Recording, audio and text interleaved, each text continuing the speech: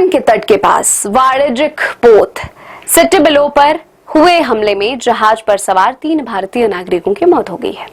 उनके शव की पहचान हो चुकी है। 24 भारतीय चालक दल के सदस्यों में से 21 को बचा लिया गया है। केंद्रीय बंदरगाह, जहाजरानी और जलमार्ग मंत्री Sarbananda Sonowal social media platform x पर अपने पोस्ट में कहा, पलाऊ के झंडे वाले एमटी सेटिबिलो जहाज पर हुई दुखद घटना के बारे में जानकर गहरा दुख हुआ है। दुख की बात है कि शुरुआत में लापता बताए गए 3 भारतीय नाविकों के शव मिलने और उनकी पहचान होने के बाद अब उनके निधन की पुष्टि हो गई है। उन्होंने कहा कि हमारे समुद्री परिवार के लिए एक अपूरणीय क्षति है। दुख की इस कठिन घड़ी में मोदी सरकार शोक संतप्त परिवारों के साथ मजबूती से खड़ी है और उनके परिजनों को हर संभव सहायता देने के लिए पूरी तरह से प्रतिबद्ध है।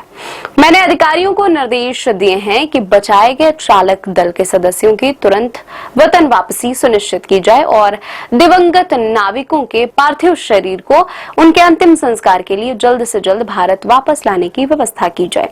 इससे पहले बुधवार को विदेश मंत्रालय के प्रवक्ता रणधीर जायसवाल ने बताया था कि जहाज पर मौजूद 24 भारतीयों में से 21 को सुरक्षित बचा लिया गया है।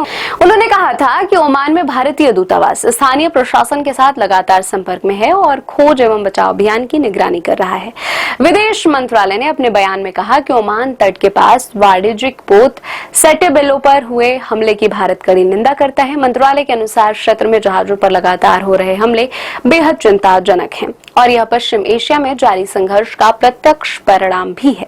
भारत ने सभी पक्षों से तनाव कम करने और कूटनीतिक समाधान की दिशा में आगे बढ़ने की अपील की है। भारत ने यह भी कहा है कि अंतर्राष्ट्रीय समुद्री मार्गों पर वाणिज्यिक जहाजों की सुरक्षित और निर्बाध आवाजाही सुनिश्चित की जानी चाहिए। साथ ही नागरिक बुनियादी ढांचे और व्यवहारिक जहाजों को निशाना बनाने की घटनाएं तुरंत बंद होनी चाहिए।